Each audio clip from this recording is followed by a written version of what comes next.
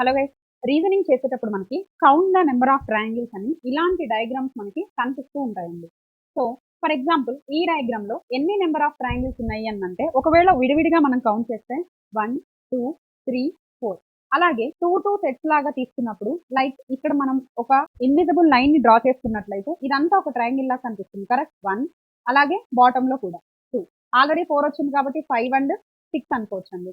ఈ డయాగ్నల్ కి 5 అండ్ 6 అన్నప్పుడు ఇది కూడా మనకి ఒక ట్రయాంగిల్ అవుతుంది 7 అలాగే 8 కదా.